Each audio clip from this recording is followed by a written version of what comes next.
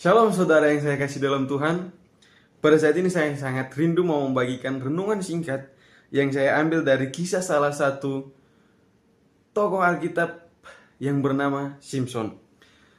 Sejauh ini kita mengetahui karakter dari Simson itu adalah lelaki yang kuat, lelaki yang hebat, yang dimana katanya tenaga dan kekuatannya itu bersarang di dalam rambutnya.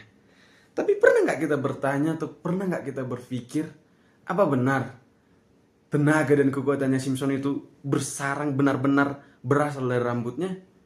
Mari kita buka Alkitab kita di dalam kitab Hakim-Hakim pasal 13 ayat yang ke-5.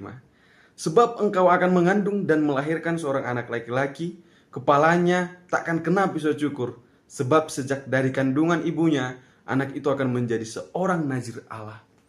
Seorang nazir Allah, ini adalah pernyataan dari malaikat yang dinyatakan kepada mamanya Simson yang bernama Manoah.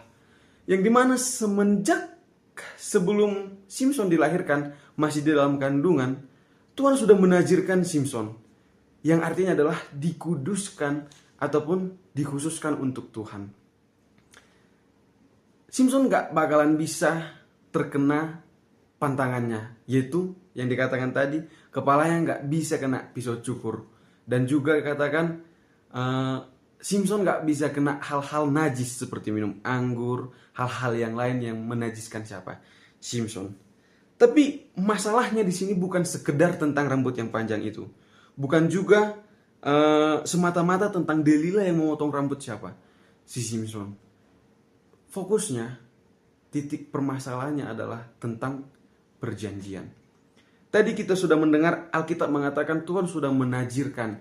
Yang otomatis adalah ada rules ataupun ada peraturan yang Simson harus laksanakan di dalam kehidupannya.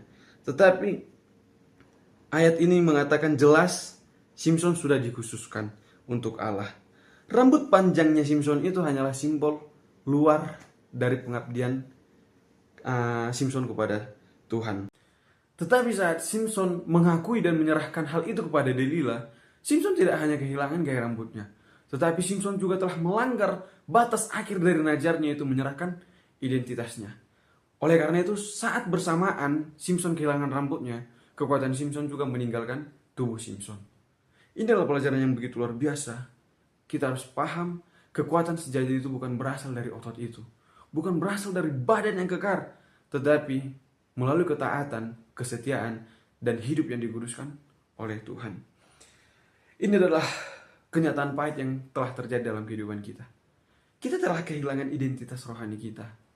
Bukan karena kita mau, bukan karena kita lemah, bukan karena kita serahkan begitu saja, tapi karena kita telah berdiskusi, telah berkompromi dengan dosa dan setan yang mengakibatkan hati kita, identitas kita bukan berasal daripada Tuhan lagi.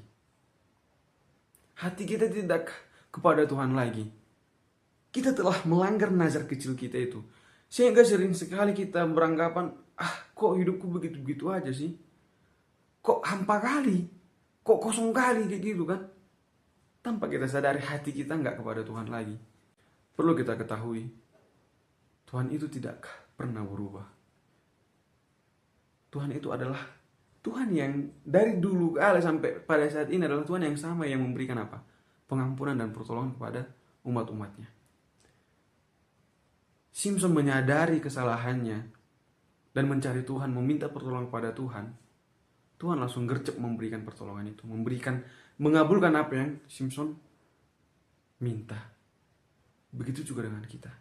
Kita telah kehilangan identitas rohani kita. Tapi ketika kita mencari Tuhan, identitas kita itu kembali kepada kita. Kekuatan kita itu akan kembali kepada kita ketika hati kita juga berpaling dan kembali kepada siapa? Kepada Tuhan. Biarlah firman Tuhan yang saya bawakan pada saat ini ataupun renungan singkat ini bisa menguatkan hati dan iman kita. Saya bawakan dalam nama Yesus. Amin.